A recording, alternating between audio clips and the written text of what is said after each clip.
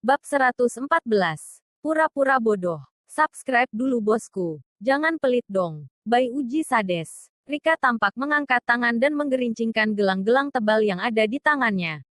Dia pun dengan penuh semangat berkata, Mama sudah kirim video ini ke grup teman-teman Mama. Semua tampak terkesima dengan gelang-gelangku ini. Juga villa mewah ini. Semua takjub. Tama melihat gelang yang dikenakan Rika. Itu adalah gelang pemberian Albert untuknya. Gelang itu akan diberikan kepada Alena.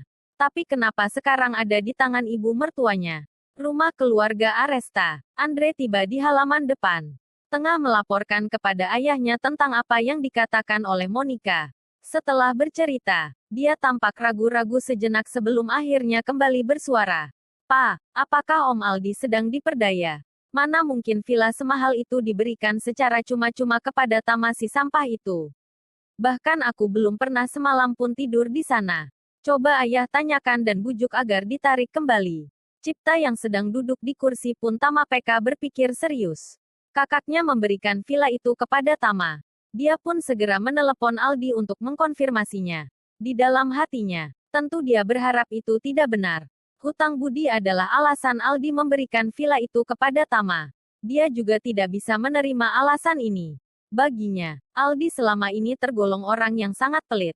Tapi kenapa bisa tiba-tiba memberikan villa mewah kepada orang lain? Hutang budi apa? Pasti ada yang salah. Tak lama, Cipta memberitahu Andre. Papa sudah telepon Om Aldi. Sepertinya susah. Dia tidak mau menarik kembali villanya. Andre tampak tidak terima. Pa, apa Papa berpikir ada yang salah dengan Tama? Aku sudah sejak lama mencari tahu tentang siapa dirinya. Tapi aku tidak mendapatkan informasi apa-apa. Agak aneh karena sulit menemukan jejaknya di masa lalu. Cipta tampak merenung sejenak, lalu berkata dengan lirih, Om Aldi itu orang yang sudah berpengalaman dan tidak pernah salah menilai orang.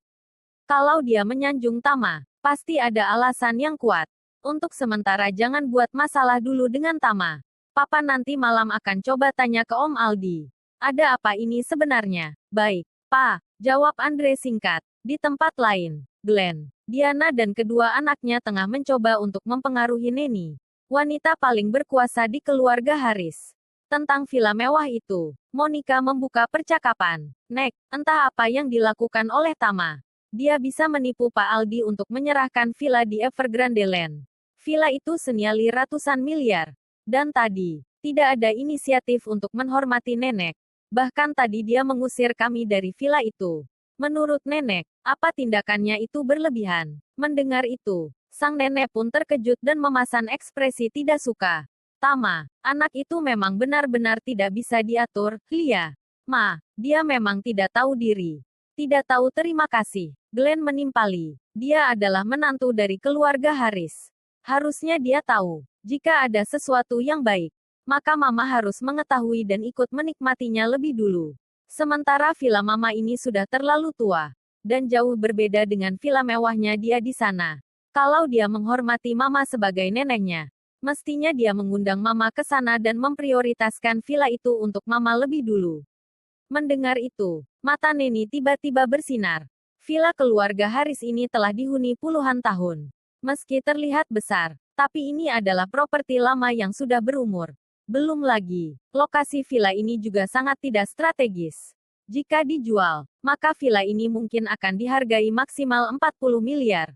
Sementara villa di Evergrande Land berkali-kali lipat lebih bagus dari villa ini.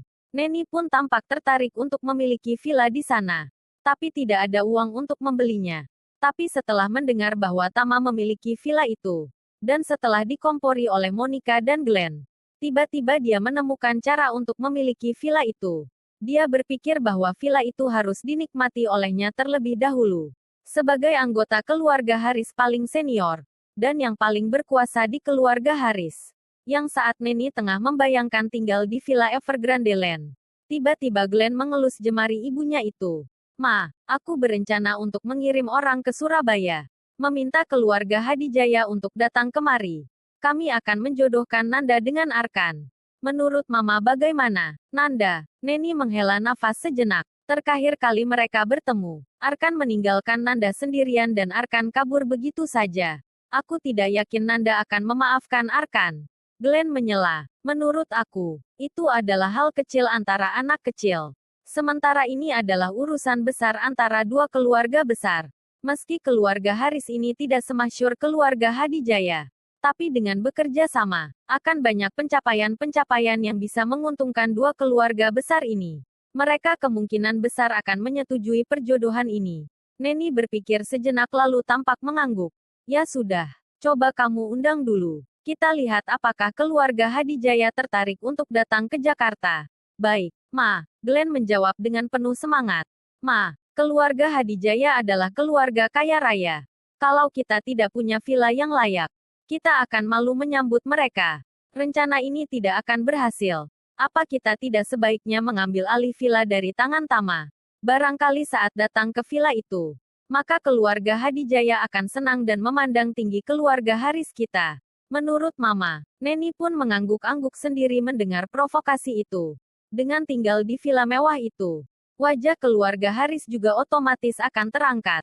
Apalagi dia selama ini memang mengidam-idamkan villa di Evergrande Land itu. Dan setelah kini villa itu ada di tangan menantu keluarga Haris, maka itu tidak akan sulit untuk dikuasai olehnya. Tak lama, Neni pun berpesan kepada Glenn. Suruh adikmu dan keluarganya datang ke sini besok. Mama akan bicara secara pribadi kepada mereka. Mendengar itu, mata Glenn beserta istri dan anak-anaknya seketika bersinar dan tampak gembira. Sekarang ini, keluarganya Chandra masih mengandalkan perusahaan keluarga agar mereka tetap bisa makan. Dan perusahaan itu adalah milik Neni, mamanya dan generasi di atasnya. Sekarang kalau Neni bilang, serahkan villa itu, tidak mungkin Chandra berani menolaknya. Neni adalah orang yang paling disegani, dihormati dan paling berkuasa di keluarga Haris. Kalau villa itu sudah berada di tangan Neni, maka siapapun anak-anak Neni akan berhak atas villa itu. Termasuk Glenn beserta istri dan anak-anaknya. Mungkin dari sana dia bisa mengatur agar Chandra dan keluarganya tidak betah tinggal di villa mewah itu. Sehingga mereka sendiri yang akan menguasainya keesokan harinya. Chandra memimpin rombongan untuk pergi menuju kediaman ibunya. Saat membuka pintu mobil, Alena bertanya ke ayahnya, "Pa, Nenek meminta Papa untuk ke sana.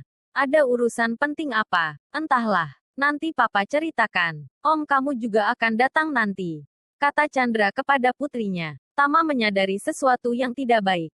Demikian pula Alena. Ini pasti tentang villa, kata Alena kepada ayahnya. Tentang villa, nanti Tama saja yang menjelaskan ke Nenek.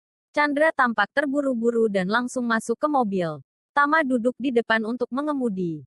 Jam 8:30 pagi, mobil tiba di gerbang depan villa keluarga Haris. Rombongan pun berjalan masuk ke ruang keluarga. Tama sedikit melirik ke satu arah dan mengernyit. Sang nenek tampak duduk di kursi diapit oleh Glenn dan Arkan.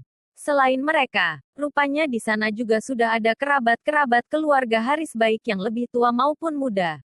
Semua menatap kedatangan rombongan yang dipimpin oleh Chandra. Tidak ada senyum hangat yang menyambut rombongan itu. Chandra mendekat dan menyapa dua paling senior di sana, yaitu Neni dan Glenn. "Mama, Kak Glenn." Glenn seperti enggan menanggapi. Sementara Neni tampak mengangguk. Chandra pun bertanya dengan sopan. "Mama mengundang kami kemari. Apa ada yang ingin dibahas?" "Mama mau tanya, villa di Evergrande Land itu bagaimana?" tanya Neni dengan nada dingin. "Oh, villa itu, Pak Aldi menghadiahkannya untuk Tama. Karena sudah membantu beliau melihat Feng Shui," kata Chandra dengan datar. "Lihat Feng Shui," cibir Arkan. "Kalau dengan hanya melihat Feng Shui kemudian bisa dapat villa mewah, kita semua tidak usah bekerja dan menjadi ahli Feng Shui saja. Kan?" Kata-kata Arkan membuat beberapa orang di sana tertawa kecil. Merasa malu, Chandra hanya bisa menunduk. Glenn yang ikut menertawakan pun segera menimpali. "Ma, tidak usah bahas Tama. Pak Aldi sudah menjelaskan itu. Villa itu memang hadiah terima kasih darinya. Ini sudah jelas. Chandra tidak perlu membahasnya lagi." Chandra melirik ke arah Glenn. Dan merasa lega karena sebenarnya dia juga tidak tahu apa yang sebenarnya terjadi antara Aldi, Tama dan villa itu. Biasanya Glenn akan menjerumuskan Chandra karena Glenn tidak suka padanya. Tapi kata-katanya tadi bagi Chandra adalah sebuah berkah. Meski tidak tahu apa yang ada di balik pikiran Glenn. Glenn tersenyum dan menoleh ke arah ibundanya. "Ma, Tidak perlu membahas bagaimana villa itu bisa diperoleh. Pak Aldi sendiri yang mengatakan bahwa villa itu dihadiahkan untuk Tama. Jadi kita semua tidak usah khawatir. Oke, Neni mengangguk, lalu berkata pada Chandra. Chandra, kakakmu mau besanan dengan keluarga Hadijaya. Arkan mau dinikahkan dengan Nanda.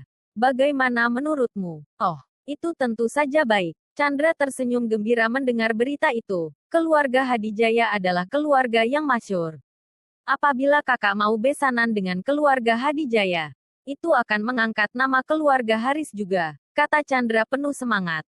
Iya, itu memang baik. Tapi, Neni menghela nafas sejenak. Rumah kita itu tidak ada apa-apanya dengan rumah mereka. Kalau kakakmu tetap ingin menyelenggarakan acaranya di sini, Mama yang akan kehilangan muka di depan keluarga Hadijaya.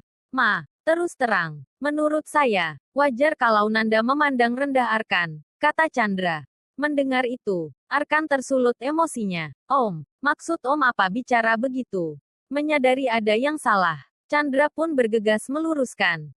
Aku tidak bermaksud begitu. Maksudku, dibandingkan dengan keluarga Hadijaya, keluarga kita memang berada jauh di belakang mereka. Neni langsung memotong. Apa yang tampak dari luar, itulah yang akan dinilai. Kalau saja kita tinggal di villa terbaik di Jakarta ini, pasti keluarga Hadijaya tidak akan memandang rendah keluarga Haris. Chandra bertanya heran. Ma, apa Mama mau pindah rumah? Bersambung.